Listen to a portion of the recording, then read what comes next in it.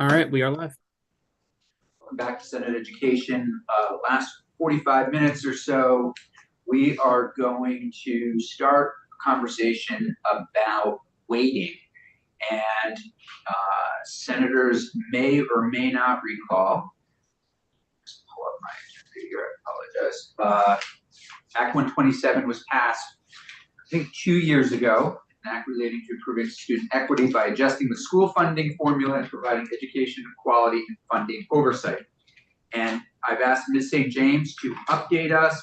We have update and walk through the bill. This is really what we would like Ms. St. James to do is tell us what the bill was supposed to do, bring us back to 2 years ago as much as she possibly can. We also have Ms. Richter here to weigh in, and I've asked, or Jane Nichols was nice enough to volunteer to stick around a little bit.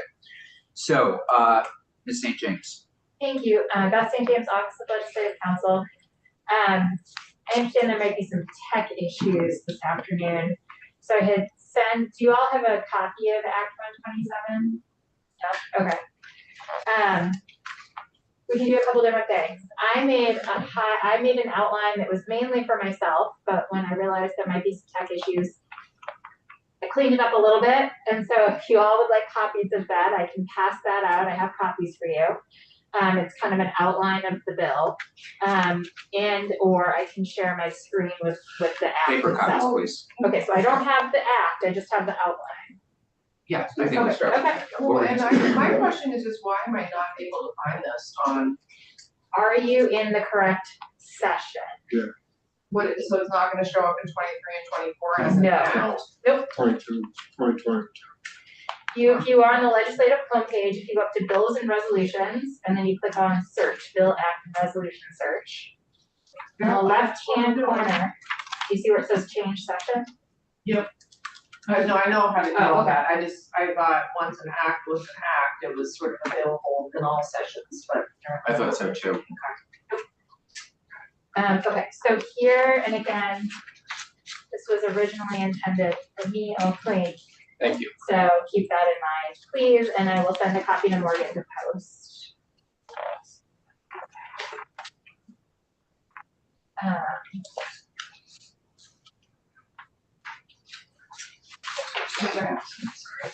So, Act 127 came out in, I've been saying bills come out as if they are movies, so I apologize for that. It was enacted in 2022, so not that long ago. And it contains at the very beginning, which is not referenced in my little summary, a couple pages of findings. And so it starts with a reference to the Brigham decision, which if you all remember, it's from 1997. And to just simplify it down to its simplest form, it was the state Supreme Court really made it, making it clear that is a state obligation, education is a state obligation, and that in order to fulfill its constitutional obligation to provide education, the state must ensure substantial equality of educational opportunity throughout Vermont. So then that led to a series of funding changes. You all remember we talked about Act 60, we talked about Act 68 last session. And then we were in the education and funding landscape that we were in prior to really July 1, 2024, because what we're about to talk through most of it doesn't take effect. The meat of what we were about to talk about doesn't really take effect until July 1, 2024, but it is being used now as schools are calculating their budgets for the next school year. So it is very relevant. So the findings really talk about that substantial equality of education concept and how we fund education in this state. In 2019, there was a report commissioned by the legislature to look at pupil weights are weights applied to student counts. That's a very simple way to put it, to account for the differences in costs of educating different students with different needs or circumstances, right? So generally speaking, a elementary student is going to cost less to educate than a high school student. How do you account for that, right?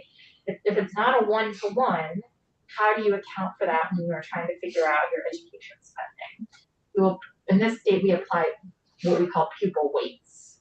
And one of the main things that Act 127 did, and what we'll talk about, is it updated those weights. So in 2019, there was a study commissioned to look at Vermont's weights and see if there were changes necessary. And then there was a task force created. I don't believe anyone on this committee was on the task force. Okay. There was a pupil weighting task force that occurred in the summer and fall of 2021, and they came out with recommendations. And then in 2022 session, the legislature created what became Act 127 and updated those weights and made some other changes that we will touch on. So the goals of this act are laid out at the very beginning, and that is to ensure students receive substantial equality of educational opportunity throughout the state. And then there's some more specifics there, but in the interest of time, I'll just skip over them. But just know that there are some goals spelled out in the act itself that you should, if you're interested in that, take a look at. And then my handout starts with the intent of the act. So this act updates and adds new pupil weights for fiscal year 2025 and thereafter. Remember, fiscal year starts July 1, so if it's fiscal year 2025, that starts July 1, 2024. Yes. Oh, do people want the bill on the screen? I'm happy to share. I don't know that I have a, let me see. Just wonder if anyone's watching, tuning in, they might want to be following along with the bill. Well, there's four of us on only four on one. Only four on. If Morgan wants to send me a Zoom link and give me permission, I'm happy to Sure. share. Morgan, will you send a Zoom link, please? Absolutely. Do you want me to wait for that or keep going? Please keep going.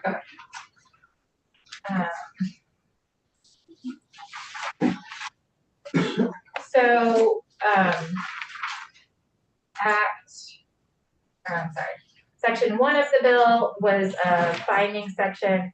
Section 2 of the bill were the goals, and section 3 is the intent section. Section 4 starts the substantive changes to law. So section 4010 in Title 16 was formerly called, or is currently called, Determination of Weighted Membership. And you'll see that as of July 1, 2024, which is when this section takes effect, this section will be called Determination of Weighted Long-Term Membership and Per Pupil Education Spending.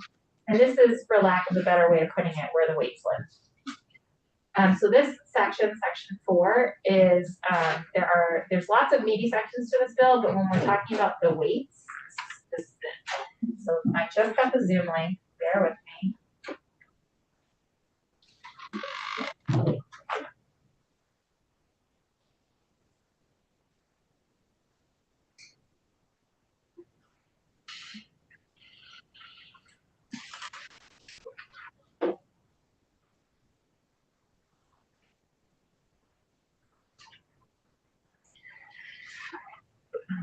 Share my screen.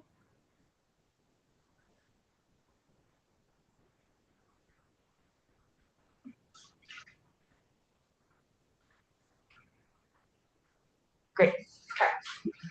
So this is page 5, section 4. That's the title, and this is, we're in Title 16 in the Green Books, which is your education title. We're in the very last chapter, which is chapter 133, and that is the education funding chapter. So you can see this was the old law. It's all been crossed out. I'm going to start here with some new definitions, and I'm going to jump right into the weights. So we can talk mechanics after. I'm gonna point out the weights first. So the weights start on page 8. So let's see, not 8. Do they start on page 8? Here we go, page 10. So what this section does is it requires each school district to report to AOE every year certain, by certain category, the number of students in each of these categories. And it's a little more nuanced than that, but I'm just gonna talk broad strokes here. And I'm sure Julia is cringing as I say that. So these are, you'll see this is all underlined. These will be the new weights that take effect July 1, 2024. But as I said, they are being used now to calculate the fiscal 2025 budgets. So the pre-kindergarten weight was actually not changed. That is work to be done if that is going to change. You'll see we go right from pre-K to grades 6 through 8 with a weight of 0.36. So what happened to grades K through 5? Well, they're not listed here because they have a weight of 0. So then grades through 9 have a weight of 0.39. And then those are the grade weights. Then we get into some different weights, and I think my handout is a little easier to read, at least for me, on what those categories are. So there's a poverty weight for pupils whose family is at or below 185% of the federal poverty level. And those students will receive an additional weight of 1.03. Then there is an EL weight, which is for English learners. And there's a whole separate section. There's a small separate section of categorical aid for certain school districts with EL learners. But all EL pupils will receive an additional weight of 2.49. And then there is what we're calling the sparsity weight. And I should say everything I've just talked about, the weights, they already existed they exist in current law. Act 127 updated them, changed them, except for pre-K. Sparsity weights, I'm right here on subdivision 4 here, are for pupils living in low population density school districts. And you can see on page 11 of Act 127 is where those weights live. I've pulled them out, so if the number of people per square mile is fewer than 36 people, it's a weight of 0.15.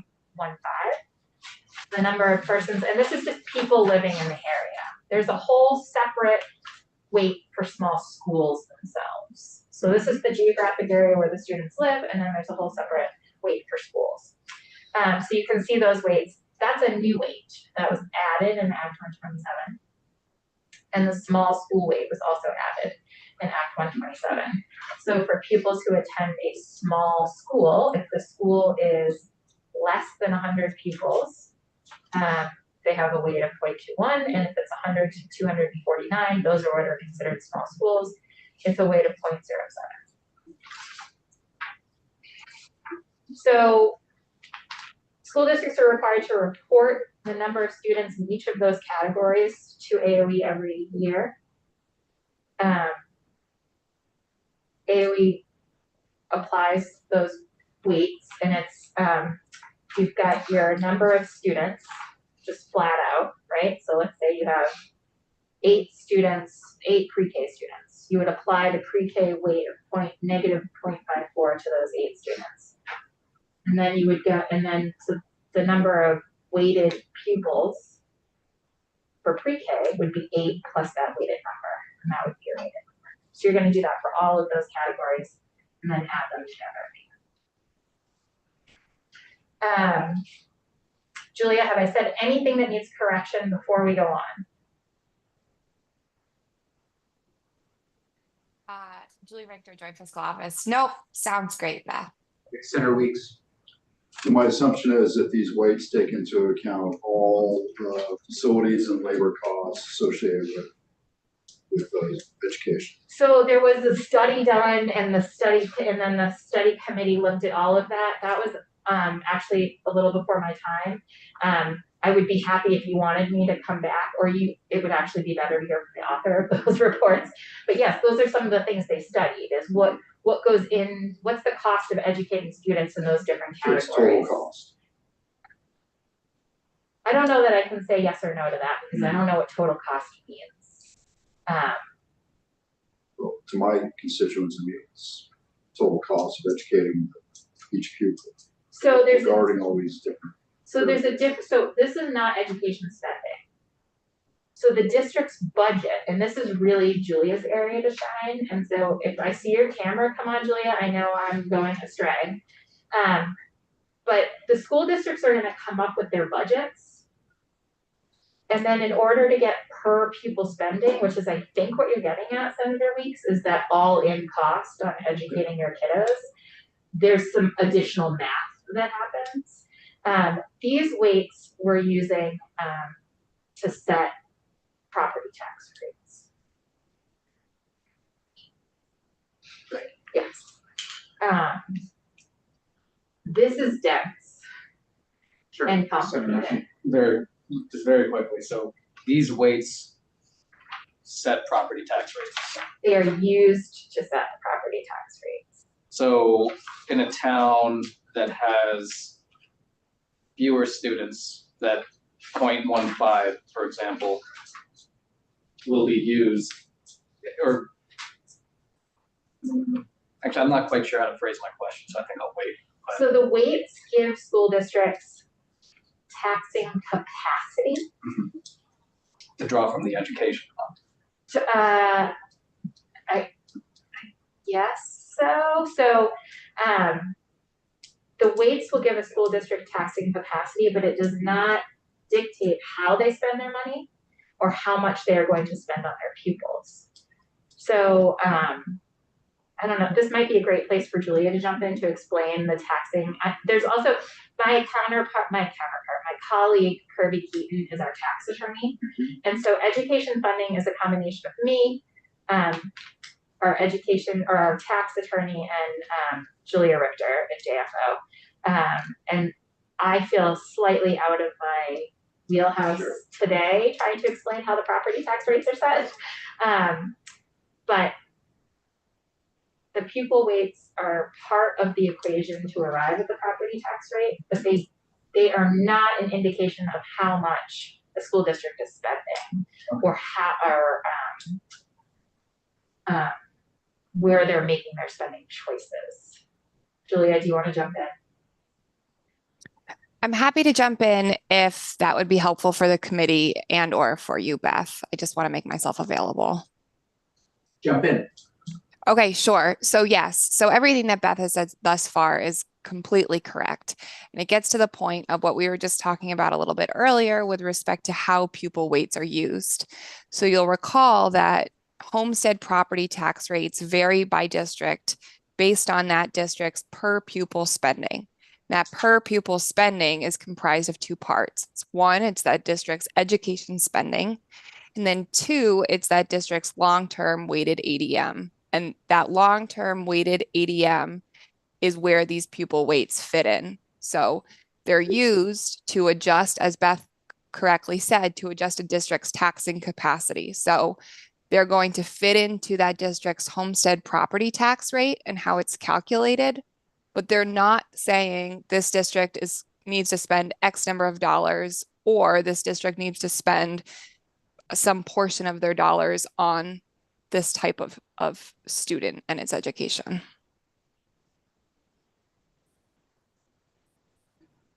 So if they have more taxing capacity, they can make different decisions about how they are using that. They could spend more and potentially have keep their tax rate the same, or they could spend less. And I'm not going to say this right, Julia. As our school board member. Sorry, there was a vehement hand that went up there and I didn't mean it to be, but I guess if I could just add to that one thing that you're saying, which is that the flip side of that is that for all of those years when the weights may have been off, other districts had a more advantageous taxing capacity and were doing whatever they wanted with that money. So I'm just trying to, I don't want it to seem like, these schools that are now suddenly getting a greater taxing capacity because they have more students in these categories are kind of somehow like gaming the system or benefiting in ways that aren't equitable. Like, that's all I wanted to say. That makes sense. And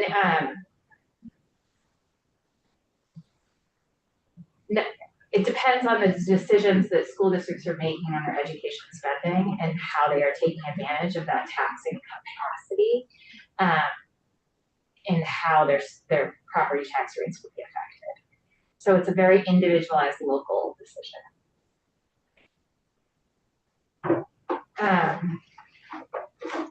So those are the weights.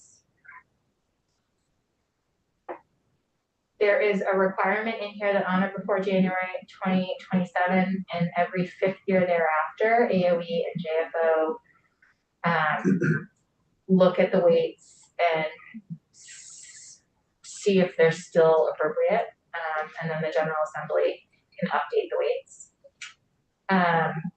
And then we get into some other portions of the bill. Are you all ready to move on? No, I'm so sorry. Yeah. Yeah, go ahead. Ready to go. Okay. So tax rates, the pupil weights have the potential to affect tax rates. Tax rates may go up and they may go down depending on the number, the way the weights are being applied to their population and their spending decisions, okay? Section 7 creates this tax rate review board.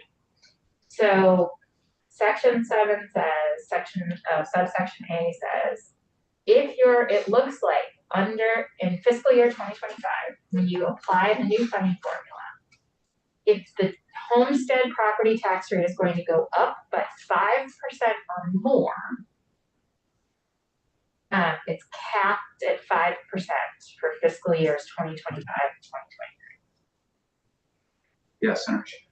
So this was a piece that I was wondering about, and just let me know if it's what you're going to cover shortly, and then I'll just stop talking. But so they're capped at 5%, but they can go over 5% up to 10%, and if they go beyond 10%, it triggers this review, right? So the 10% is the education spending. The 5% is the homestead property tax rate. Okay, so it cannot go above 5% at all. Yes, so the language reads that the school district's homestead property tax rate shall be increased by not more than 5% over the prior fiscal year. Okay. In each fiscal year for the 5 fiscal years from 2025 through 2029. So it's kind of a transition as the weights are applied. Okay. So there's a 5% property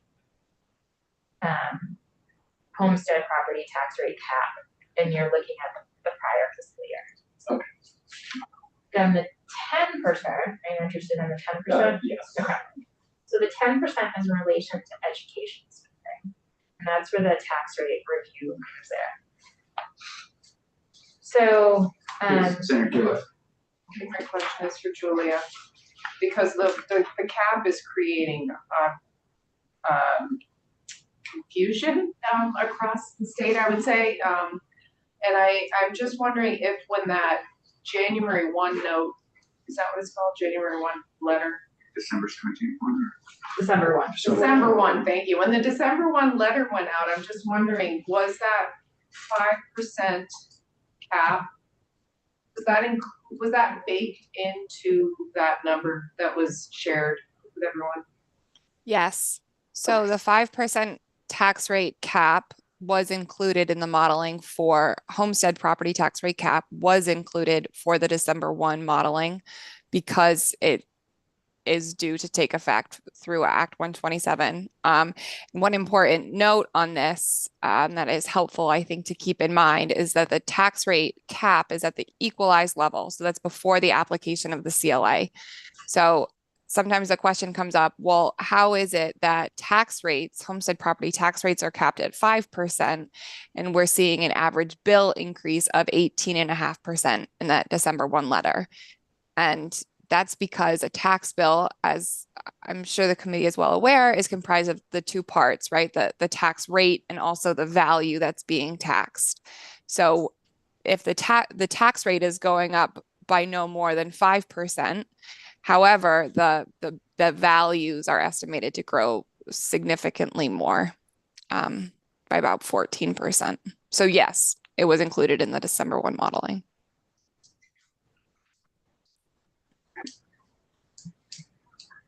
Thank you. Okay. So in fiscal year 2025, if a school district's per pupil education spending calculated using the funding formula that Act 127 creates, if that increases by 10% or more over the school district's fiscal year 2024 per pupil spending, as calculated by AOE under this subsection, they've got to have a number to compare, they have to have apples to apples to compare to, so we're looking at applying this new funding formula to 2024 as well. So if you're looking at those 2 years, if it increases, per pupil spending increases by more than 10%, then the school district is subject to a tax rate review. And in fiscal years 2026 through 2029, if the school district's per pupil education spending increases by more than 10% over the prior year's spending, then the school district is subject to a tax rate review. And that tax rate review is used to determine if the spending was beyond the school district's control or if it was for other good cause. And Act 127 contains what the tax rate review is supposed to consider, these factors. And if the review results in the secretary making a determination that the budget contains excessive increases in per pupil education spending that are within the school district's control and are not supported by good cause, then the homestead property tax rate would be increased by not more than 5% in each fiscal year. That would otherwise not be capped at 5%. The cap is gone. Can you say that one more time? Yeah. So, Maybe even slower. so if per pupil education spending increases by 10% year over year, so looking at the prior year, using this new funding formula, the new weights, right? And there's more to just the funding formula than just the weights, but for this conversation, I'm just gonna say using the weights. If the per pupil spending increases by more than 10%, the school district is subject to a review. And the review is looking at where is that 10% increase coming from? Is it things out of the school district's control, or is there other good cause? And if, so I'm reading directly from the Act, if the secretary determines that the school district's budget contains excessive increases in per pupil education spending that are within the district's control and are not supported by good cause, then if that school district's homestead property tax rate was going to be capped because it was hitting that 5%, that cap is removed. Yeah, thank you. So the school district has to Or Senator. pass that off onto the property tax for the, This is directly saying that, so your Yeah. per pupil spending is impacting your property tax rate. So this is saying if the review board determines that there's no good cause essentially, then that cap is removed and your homestead property tax rate is what it is. And if there is good cause, then the cap stays. And then where does the cost, or where does that difference then? How does the rest get paid for? that was gonna be my It all evens out. So the ed fund is self-balancing. So the way we arrive at our property taxes through the use of the yields, it all kind of balances out. And I am not prepared today to walk you through how we do that, but me or Julia, I would highly recommend Julia, because Julia does this day in and day out, can come back in and like literally draw on the whiteboard. Yeah, I think map Julia, out maybe for do you. some math with us next week would be great. And Please, so- Senator Hewlett, and I that- apologize because That's you've been okay, waiting no worries. patiently. In that vein, Julia, I was just wondering, do you have a number that you can assign to what that 5% cap is gonna cost us, at least for fiscal 25? And then, is it all coming out of the ed fund? So to answer your first question, no, we don't have a number for that. And that's really because school district budgets have not been warned or set yet.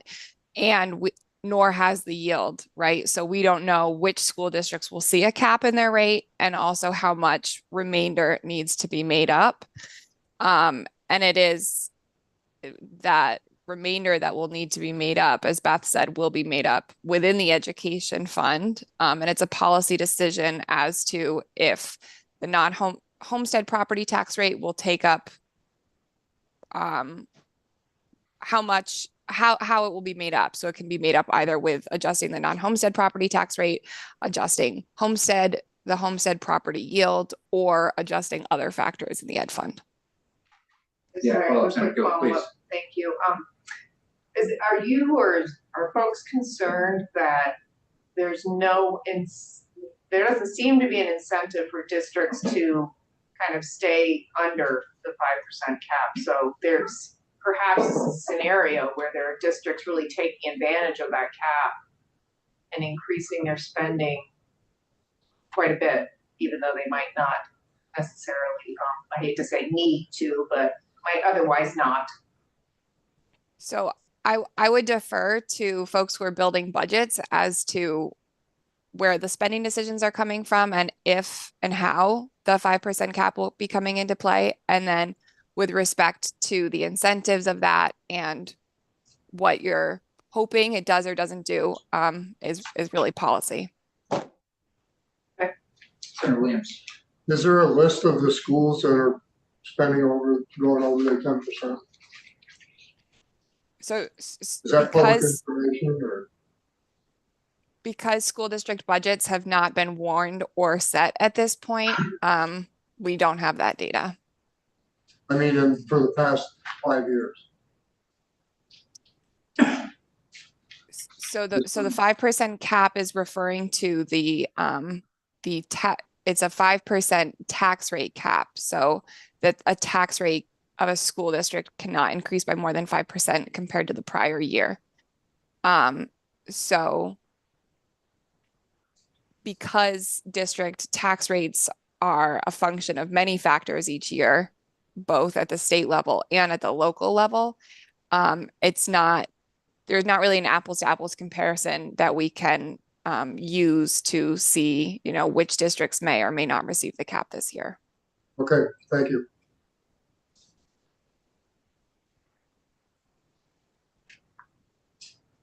Okay, I'm gonna run through, I'm mindful of time, I'm gonna run through kind of the rest of it. Several laws were suspended in Act 127. The first is the excess spending penalty, which is an additional liability for school districts that spend above an excess spending threshold. That's in statute. So that is suspended from fiscal year 2025 through 2029. Again, this is a big change, so how do we account for that change? This was part of that. So we're gonna suspend the hold harmless, and the second piece is suspending the hold harmless provision, which is a provision that means the district's weighted long-term membership is not less than 96.5% of their previous year weighted long-term membership. And then there was ballot language is required on school budget ballots. There's a requirement in law for there to be reference to the prior year's budget, and that language is suspended for fiscal years 2025 through 2029. The Act 127 also required AOE to come up to create the Universal Income Declaration form, which I believe they have done. And you got to get all of this demographic information somehow. And then, excuse me, this form also has uses in other areas of the education world, especially in when it relates to universal meals. So that Act 127, if you hear mention of the Universal Income Declaration form, that's where it came from. Another big piece of Act 127 is related to English learners. So you already saw that there is a weight for English learners.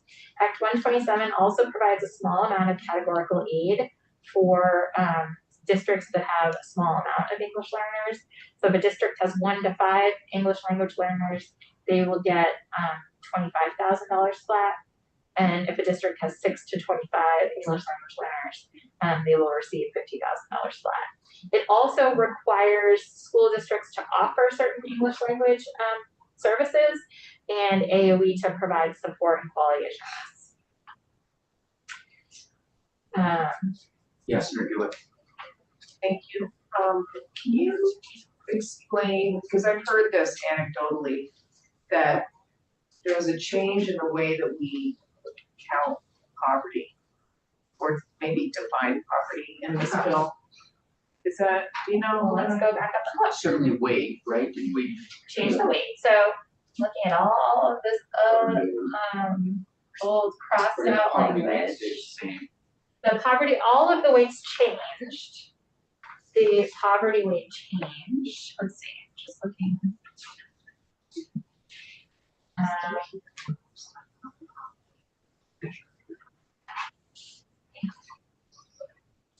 Oh, Julia must know the answer off the top of her head. Ms. Richter. Sure. Yeah.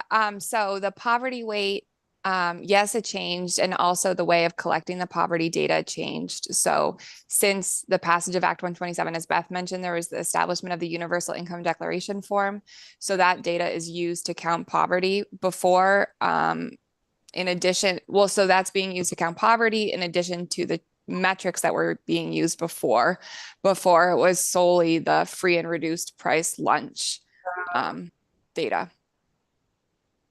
And since the passage of Act 127, there's also the Medicaid data, which is now allows for students to be eligible for the free and reduced price lunch, which in turn then is also being used for the poverty weighting data. And excuse my ignorance on this one, but I'm looking at the bill. I assume universal school meals and the universal income declaration determine poverty differently. Is that correct to say? Make a determination about poverty in a different way?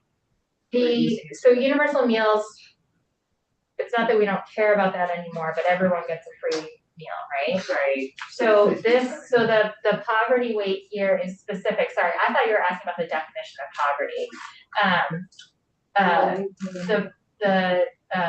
It's 185% of the federal poverty level.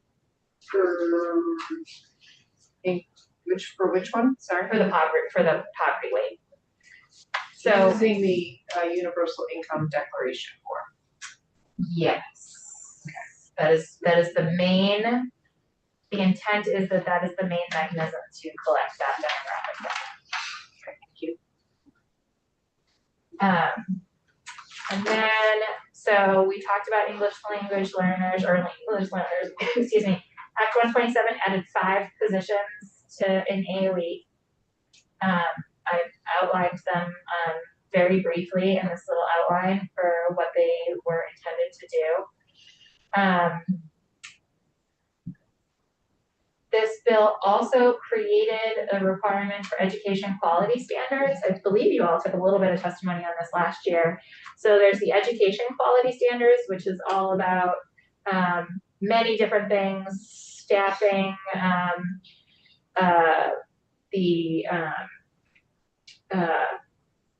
courses that are taught, et cetera.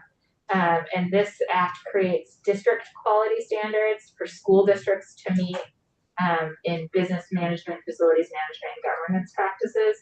And it also required AOE to engage in rulemaking on that. And I believe that's all been done. This act creates a evaluation and reporting requirement. So JFO is required to contract for an evaluation of implementation of this act, and that would be due to you all December 15th, 2029. There was also, this is the act that commissioned the or set off the career and technical education studies. So remember that was two parts. JFO was supposed to contract for a study on governance and funding structures for Vermont's career and technical education system, like all of the available options. That came to you all in March of 2023, and then it was AOE's turn to look at that information and make recommendations for the actual changes for Vermont. I believe you have a bill on your wall about the career and technical education changes. And I have not seen the AOE report related to this topic, but that doesn't mean it doesn't exist. I just have not seen it yet. So I cannot talk to you about it. Let's see. This act also commissioned the Department of Taxes along with AOE and JFO to submit a written report on income-based education tax system. That report was due last year. And it required several reports from JFO. One of them was a report on education spending cost containment and equitable education funding. That's just a very blanket umbrella topic. And then there were lots of conforming changes throughout. I'm going to skip over all of those and just look at the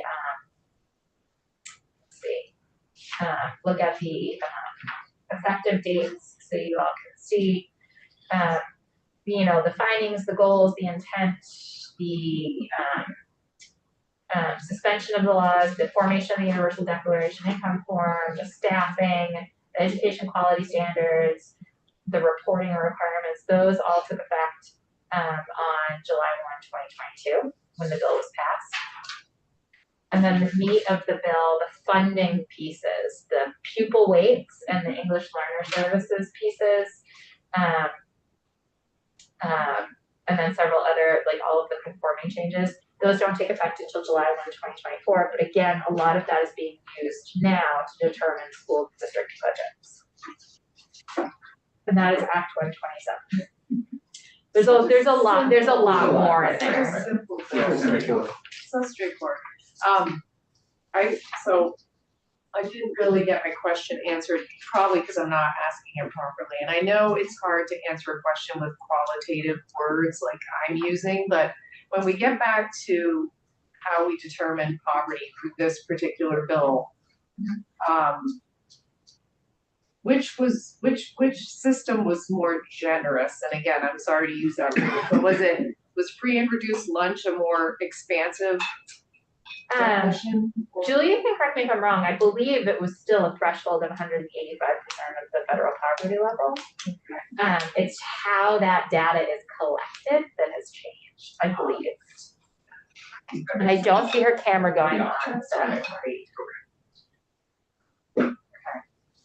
Ms. Richter, we're gonna have Morgan have you back in next week to do running some scenarios, if you will, help us with some math problems, kind of just school budget sorts of things would be great.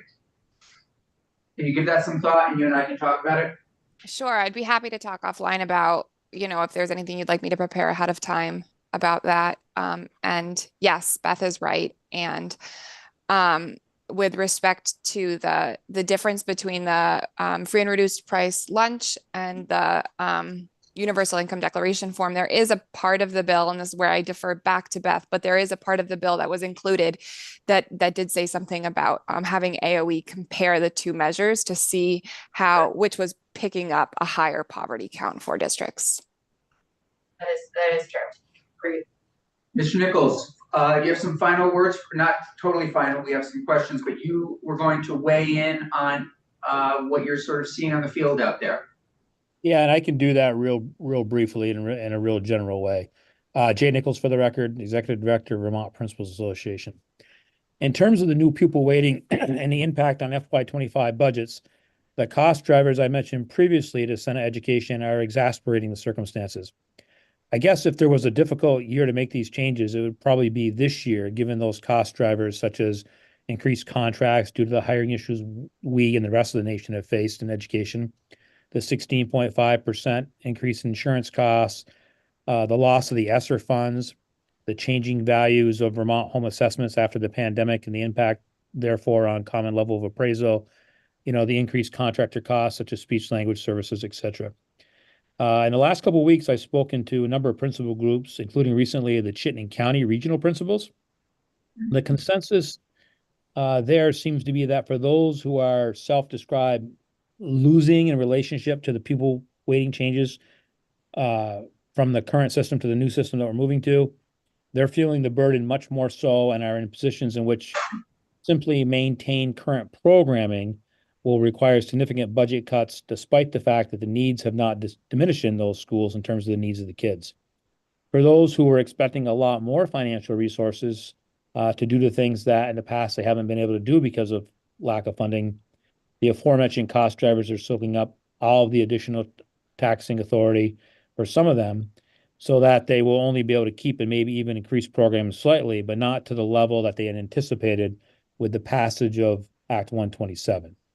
And I want to make it clear, again, this is just off the top of my head, I hadn't much time to prepare for this, that I don't think the issues that are arising are necessarily the fault of anybody. I also want to make it clear from my perspective and my association's perspective that we appreciate the work of the Weighting Study Committee and the Pupil Weighting Task Force. I'm not even sure if those are really the right names of those two groups, and the research approach they took to make the suggested weighting changes that the General Assembly ultimately ended up adopting. Like any new change to statewide funding formula, we're going to need to wait a while to see what the impact is and what that means in terms of costs across the board on the system and the level of services provided. The bigger immediate concerns are the cost drivers that schools are dealing with, for which they have little, if any, recourse to address, and that are sometimes getting conflated with the changes related to the pupil weighting changes. From my perspective, to get into these questions, I think you should invite in for the committee to hear Morgan Daybell, who's the business manager of Franklin Northeast. He's currently the president of Vermont School Business Officials Association. Full disclosure, I hired him as a business manager many years ago.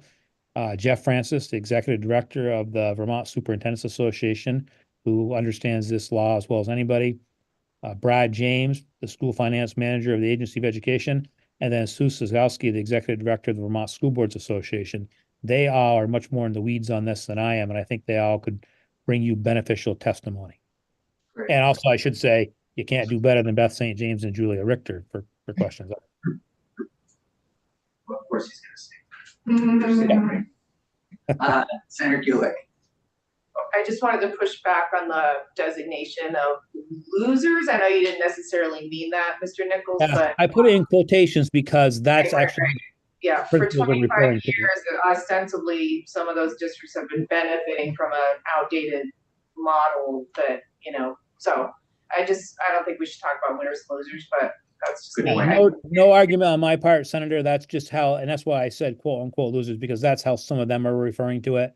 Sure. You're absolutely right. And we think that this system, we testified in favor of this new system. And we think that the direction that we're headed makes more sense. It's more research-based. It's not numbers that were kind of pulled out of the air like what we've been living under previously. I just think the exasperation of it is the fact of all those other cost drivers that I mentioned before. So, I do have one yeah, last please. other question. Sorry, one last question for Julia, and I apologize for all the questions, but when you came up with the December 1 letter, and you must have done some modeling for that 5% cap, what can you tell us what number you used for that when you modeled? I'm happy to talk about the modeling. When you say what number I used, which number are you referring to? Well, how far above 5% did you go? Did you go 6, 7?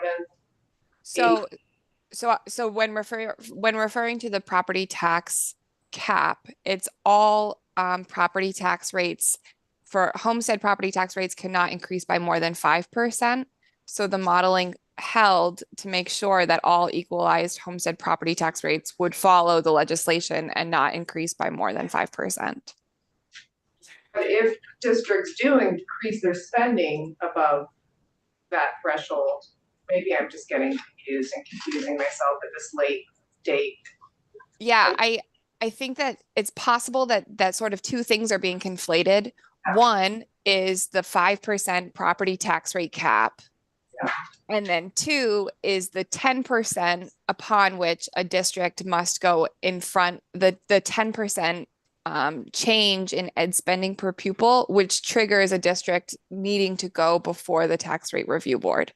So in the modeling, we assumed all school districts would, regardless of how much their ed spending per pupil compared to the prior year increased, all school districts would be eligible for the 5% homestead property tax rate cap.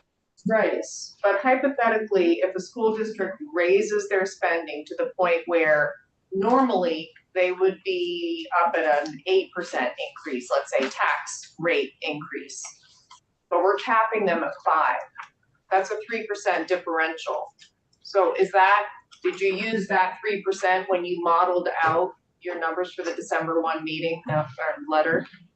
Yeah, so that those funds that are not going to be raised by those districts, so in that example, the 3%, we say, okay, that 3% additional tax rate above the 5% is not going to be raised on this tax base. So it needs to flow back into the model and fit into the other property tax rates to make sure that there's sufficient revenues in the education fund.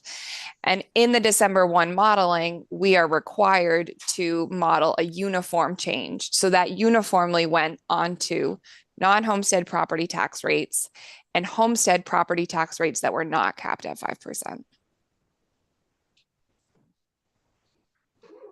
Does that answer your question? So I'll sleep on that one. I think honestly, one of our next steps will be to have the chair of finance in, since no matter what we're thinking and wanting to do, all this work the decisions ultimately lie down the hall. So I think what we should ask Senator Cummings is, tell us what you need from us. What are some of the things you're thinking about, and have a conversation with her next week as well. Okay, we're gonna leave it there. Thanks, everybody. Thank This you. has been incredibly helpful. Thank you.